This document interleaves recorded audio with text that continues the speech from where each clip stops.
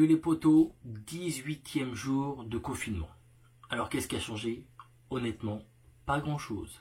Je suis toujours à la même place, la maison est toujours à la même place. Il n'y a rien qui bouge. Si ce n'est que des voisins que tu ne vois jamais de l'année traîner et sortir, qui là sortent avec leurs gamins se promener. Alerte au Ils Google. n'ont vraiment rien compris. On vous dit de rester chez vous, c'est pas pour le plaisir de vous dire restez chez vous. Non, il y en a qui n'ont encore pas compris et qui sortent. Bon, faut que j'arrête de dire parce qu'à chaque fois j'essaie de le couper et c'est chiant. Il faut que j'arrête de dire c'est chiant. Bon, on regarde tout de suite les commentaires de la vidéo d'il y a 2 jours.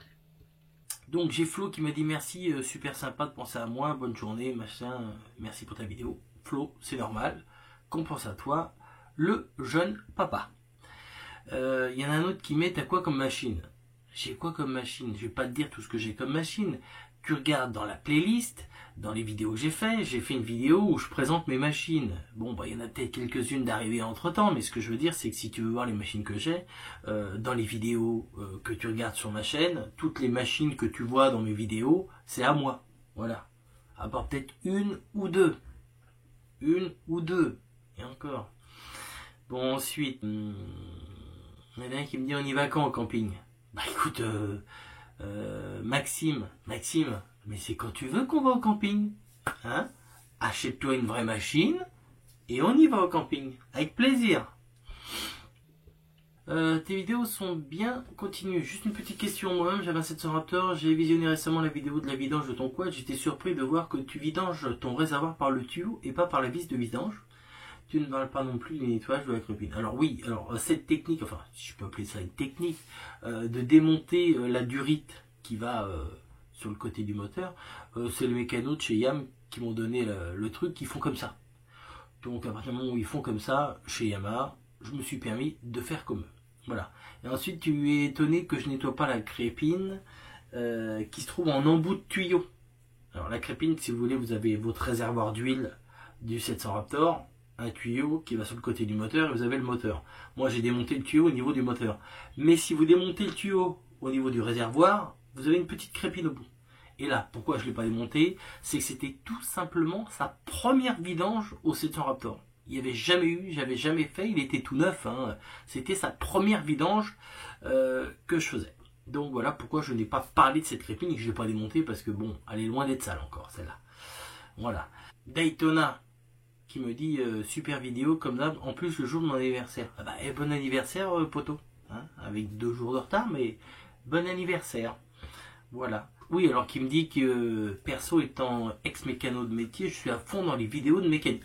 Donc il aime les vidéos de mécanique. Par contre, il approche beaucoup moins mes balades en Hornet. Donc il y a très peu de personnes qui aiment mes vidéos en Hornet. Voilà, et il me dit, en même temps, le côté urbain, c'est pas le top. C'est vrai que si j'étais dans les Landes ou dans des petites routes de montagne sinueuses, que je jouerais un petit peu avec la moto, c'est vrai que ça serait plus sympa à regarder et à entendre. Bon, on fait avec ce qu'on a. Voilà. Alors, Rider Vlog, qui me dit, mon 700 Raptor lâche de gros retours à la décélération, à l'échappement. Plus qu'avant, j'avais l'impression. Est-ce normal? Beaucoup de 700 Raptor, beaucoup de, je vais dire, de moteurs, de gros moteurs en monocylindre. C'est un peu la maladie, ça. À partir du moment où vous avez un gros moteur en monocylindre, il y a des retours comme ça qui se font. Alors là, il y a quelqu'un, j'ai vu qu'il y avait quelqu'un qui avait répondu de vérifier ton jeu aux soupapes. Donne-moi plus d'infos sur ta machine, par exemple l'année, le kilométrage. Souvent, ça le fait au début. Ça le fait au début des mises en service de ces machines-là. Il y a plus, à force avec le fil du temps, ce qui paraît, ça diminue un petit peu. Moi, j'en ai un petit peu sur le 700 Raptor, mais bon, je te dis, le mien, elle n'a pas beaucoup roulé, donc celui-là, voilà quoi. Mais après, tout monocylindre que j'ai eu, hein, aussi bien en moto qu'en quad, à partir du moment où t'as une grosse cylindrée sur un monocylindre, quand tu décélères, t'as des retours de... J'avais un 600 XT super motard, c'était... du bonheur, surtout que je savais à peu près à quel régime il fallait que je coupe pour avoir le retour de flamme. Donc voilà, donc c'est comme ça. Je trouve le quad pas très puissant comparé à un 450 CRF. J'ai le même Raptor que toi, merci d'avance. Ah bah déjà, si t'as le même Raptor que moi, c'est bien. Voilà.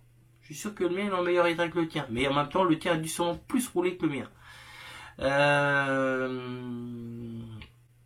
450 CRF, ouais, après c'est comme tout, j'allais te dire, faut comparer ce qui est comparable, hein, c'est tout, hein, c'est comme là, il y a quelqu'un qui me demande, donc il y a Maxel qui me dit, salut, super vidéo, continue comme ça, tes contenus sont géniaux, donc ça y est, pas de souci. Je souhaite passer d'un enduro à un quad. J'hésite entre le 450 et le 700 Raptor. Je ferai du chemin et aussi de la route, avec un kit pneu route, bien sûr. Je souhaite acheter Donc en gros, il veut faire exactement ce que je fais moi. C'est-à-dire avoir une machine homologuée. On va revenir sur les machines homologuées. Et il hésite entre le 450 et le 700. Moi, à l'époque, j'ai fait pareil. J'avais déjà un 700 Raptor, non homologué. Et j'ai vendu pour acheter une machine homologuée. Je me suis dit, qu'est-ce que je prends? Le 450 YFZ ou le 700 YFM? 700 cm3, 450 cm3, 5 vitesses, une marche arrière. Il n'y a pas de marche arrière. Voilà pourquoi j'ai pas pris. Je trouve ça bête d'avoir une machine homologuée sans marche arrière. Je trouve ça bête, mais voilà. La marche arrière, honnêtement, c'est pratique. Enfin, si on peut appeler ça une marche arrière là-dessus, parce que c'est un inverseur sur la boîte, mais honnêtement, je te conseillerais plus le 700. Niveau entretien, il y a même pas photo. Niveau entretien entre le 700 et le 450, il n'y a même pas photo, même si le 450 c'est pas non plus une YZ, mais il n'y a pas photo. Le 700 c'est finger and the note, hein, voilà. On rigole pas sur mon accent anglais, hein. Non mais oh. D'ailleurs je ne parle anglais que sous la torture. Par rapport aux deux Raptors, qu'est-ce que tu me disais d'autre? Ouais, c'est ce que je fais moi. Je fais un petit peu de tout. Je fais de la route, je fais du chemin, je fais du bois. Par contre, je l'équipe pas en pneu route. Je l'équipe pas en pneu route parce que c'est soit tu le transformes en super quader, ou soit tu restes en tout terrain. Et moi, il reste en tout terrain. Le machin, il passe partout comme ça. Il n'y a pas de souci. En homologué, bien sûr. Alors. Et quelle année me conseilles-tu?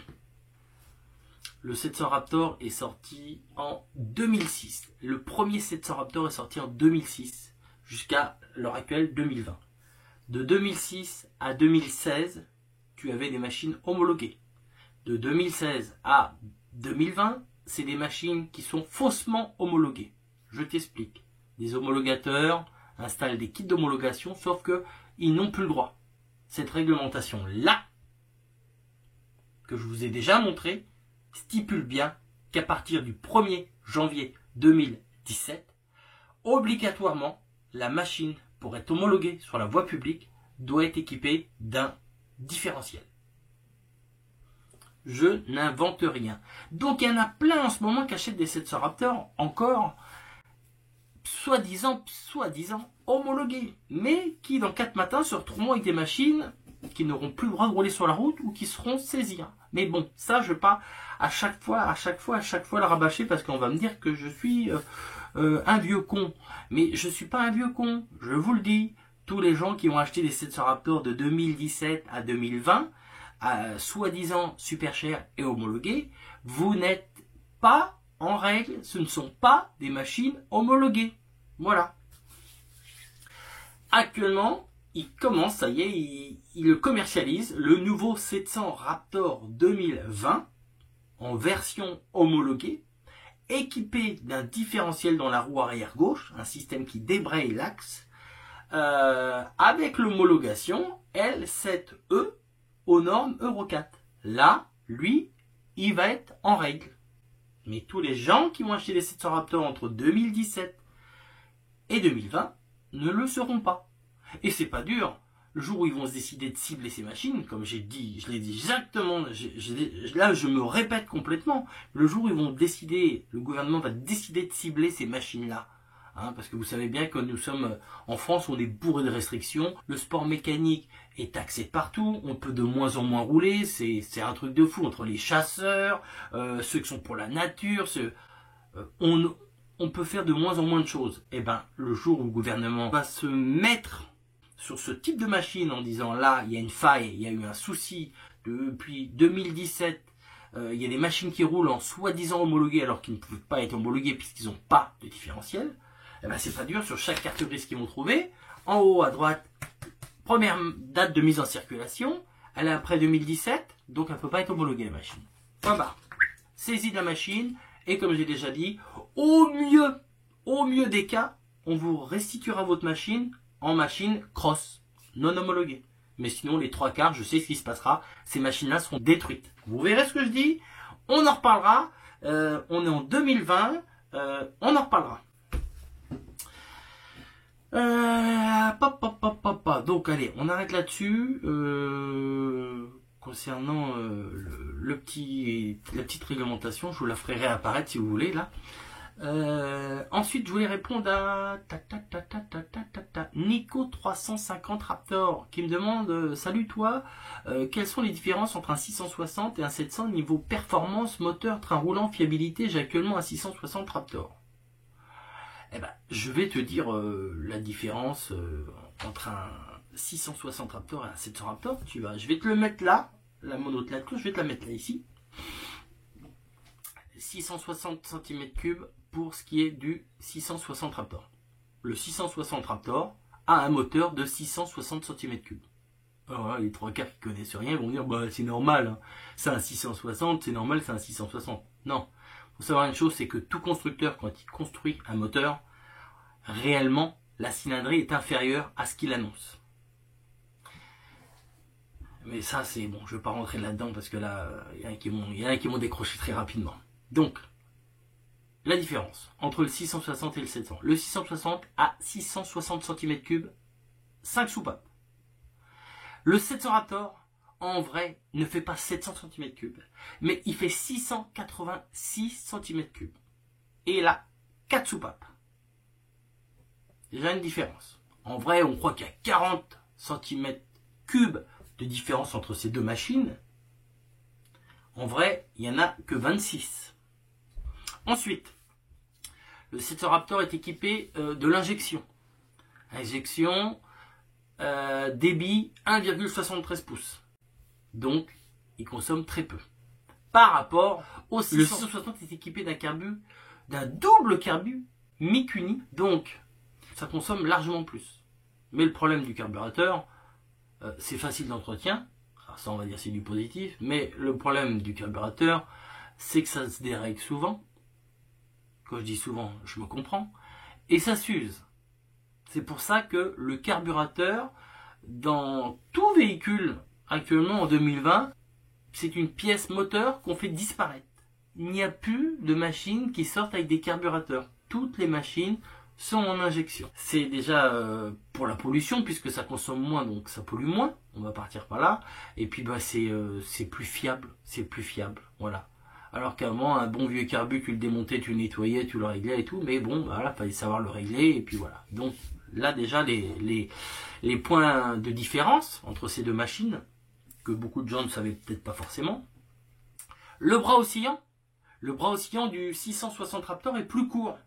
C'est pour ça que le 660 Raptor a tendance à plus cabrer que le 700. Faut le savoir. Il y a très peu de gens qui le savaient. Le bras oscillant est plus long sur le 700 Raptor. Voilà. Ensuite, le cadre. Le cadre du 660 Raptor est entièrement en acier. Le cadre du 700 Raptor, c'est un cadre hybride, acier-aluminium. La boucle arrière est en aluminium. Puis après, bah, niveau on va dire corpulence. Niveau corpulence, c'est quasiment la même chose. Donc, faut savoir une chose. Si tu as un 660 Raptor équipé aux petits oignons, comme on dit, avec les petits nerfs bars qui vont bien, le petit échappement, le petit machin, le truc, honnêtement, ne change pas de machine. La différence qu'il y a entre ces deux machines, réellement, le 700 Raptor est mieux parce que il est sorti après. Et on va dire le 660 Raptor est mieux parce que il est automatiquement moins cher à l'achat.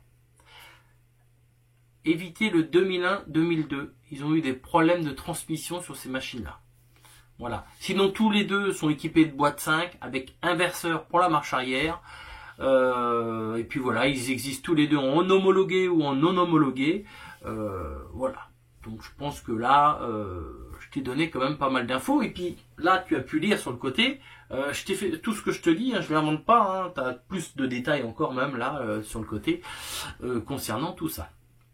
Donc voilà, là je vais vous mettre une petite vidéo, un petit mix que je vais vous faire là, vite fait, justement avec le 700 Raptor. Alors pas dans l'Ardèche, hein, on remettra des vidéos d'Ardèche que j'en ai encore, mais d'autres vidéos où on fait les fous avec donc 700 Raptor, et puis des Polaris, pour ceux qui connaissent la marque, hein, mais là c'est du SSV hein, carrément, c'est pas du quad, c'est des SSV.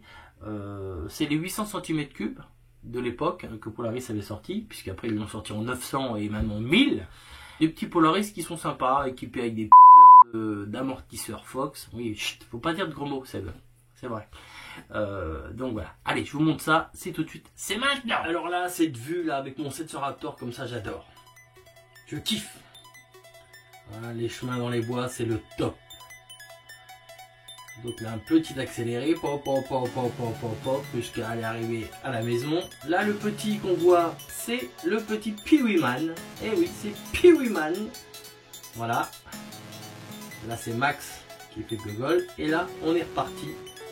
C'est reparti. Après avoir fait un petit barbecue, direction les boss. Allez, gaz. Donc, 2 700 Raptor. Et 2 800 RZR Polaris. Voilà, avec mon Roro qui a un 700 Raptor préparé niveau moteur, rehaussé niveau amortisseur, pneus plus haut pour avoir une meilleure garde au sol, enfin bon la totale. Le Raptor, le premier, le mien il est entièrement d'origine, celui-là il est entièrement modifié de A à Z. Et Romain a du mal à rouler sur les 4 roues. 2 roues d'un côté, 2 roues derrière, c'est voilà. C'est Romain. Tranquille, tranquille.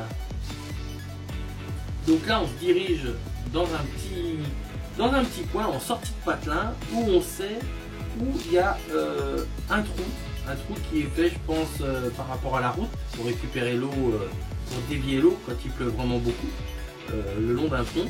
Et donc dans ce trou là vous allez voir, alors là Romain voilà, sur 2 roues, vas-y, en wheeling, voilà, c'est tranquille, il économise les pneus de devant. Là les pieds posés sur le Raptor, tranquille, Roro, tranquille. Et là on va arriver, voilà, c'est parti. Et là on est dans un trou où il y a une bosse, et à chaque fois, enfin une bosse. C'est un creux et quand on passe à fond, on décolle, on s'éclate comme des petits fous. Faut pas grand chose, hein. Je vous le dis, moi, faut pas grand chose pour s'éclater. Alors là, ces machins-là, ils sont équipés d'amortisseurs Fox. Les Polaris, là, mais des trucs de fou. Hein. On fait des sauts de fou. Ça absorbe tout. C'est vraiment. D'ailleurs, beaucoup de gens qui ont des problèmes de dos arrêtent le quad pour passer justement au SSV. Le buggy est beaucoup plus confortable. À mon Christophe. Hop là. Donc voilà quoi. C'est que du bonheur. Voilà. Un trou. Des machines pour faire joujou. Et puis voilà. Alors là on part dans le truc à faire vraiment les fous, mais qui chauffe. Vous savez, on chauffe mutuellement. Comme dirait l'autre. Hein. Là, regardez, ils sautent en même temps les deux. Voilà, on va voir les 2 Polaris sauter en même temps. Voilà. Là, on se chauffe mutuellement et donc vous allez voir, tellement qu'on chauffe, il y en a un, il va faire un demi-tour avec le Polaris, mais sur 2 roues, quoi. Il est à la limite de faire le tonneau, quoi.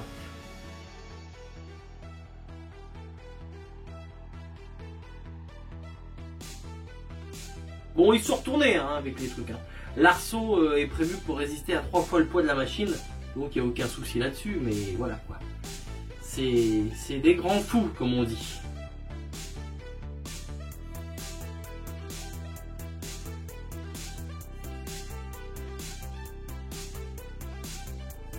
Les 2 roues côté gauche sur le buggy, hein, les 2 roues côté gauche sur le buggy sont complètement à l'air. Hein. Il est à la limite de se retourner.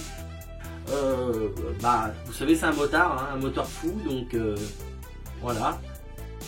Donc là, c'est, bah, il continue à gazer, donc la machine s'est pas retournée, mais voilà. Voilà, tout le monde s'amuse avec ce petit trou, chacun notre tour, pour pas se rentrer dedans. Voilà, le Cetoraptor. Ah, c'est que du bonheur. Que du bonheur.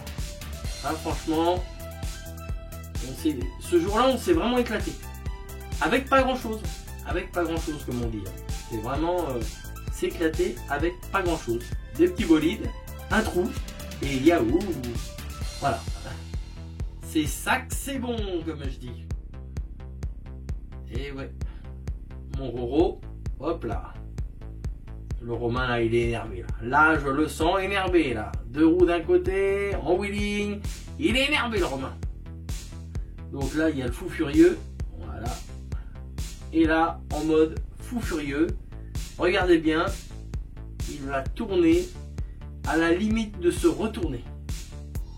Voilà. Alors, je peux vous dire que total éclate. Alors bon, à l'époque, on n'avait pas des super caméras comme on a maintenant.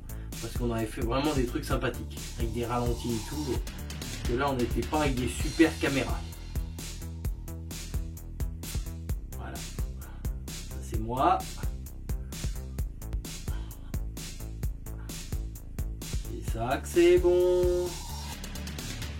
Allez, on se décolle. Lui, regardez comme il est énervé, là, comme il est énervé. Hop, il fait demi-tour, il tourne, il va faire un saut. Là, il part comme un fou, il atterrit. Voilà. Et là, regardez bien. Il n'y a que 2 roues qui touchent au sol. J'ai mis au ralenti. Regardez, il était à 2 doigts de se retourner. Ah, il y a des fous furieux. Hein. Il y en a comme ça. Même là, ça penche. Hein. ça penche. Hein. Je pense qu'il y en a un qui a dû faire caca culotte. Hein. Le copilote a dû faire caca culotte. Hein. Le connaissant, je confirme, il a dû faire caca culotte. Voilà. Et c'est reparti pour un tour. Et on est reparti sur des nouvelles aventures avec mon Romain, toujours en weeding. Tranquille. Bon les potos, aujourd'hui on va peut-être s'arrêter là quand même parce qu'on a plus de 25 minutes quand même de vidéo. J'espère que ça vous a plu. Vous avez vu les Polaris, hein, c'est comme les petits oiseaux, hein, ça vole. Bon. Bah dites-moi si vous aimez les Polaris, dites-moi si vous aimez les SSV, si vous en avez déjà conduit ou si vous en avez, hein, ces espèces de petits buggy de fou, parce que un Polaris, qu'est-ce que c'est qu'un SSV? C'est un buggy au top de chez top. Vous pouvez le mettre en 2 roues motrices, 4 roues motrices, 1 roue motrice, c'est un truc de fou quoi. Et Polaris, c'est américain, et ils sont très forts, c'est vrai. Bah écoutez, comme d'habitude, on met des petits pouces bleus là, le petit clic là, hein? Vous l'avez entendu là ce coup-ci? On va le remettre là. Voilà, hein? Vous l'avez entendu ce coup-ci. Donc on n'hésite pas à mettre des pouces bleus, à me laisser des commentaires, ça me permet de vous répondre et puis bah de vous faire penser à autre chose. Pensez à autre chose que cette grisaille du coronavirus qui malheureusement est toujours parmi nous et puis voilà, enfin parmi nous. À l'extérieur bien sûr.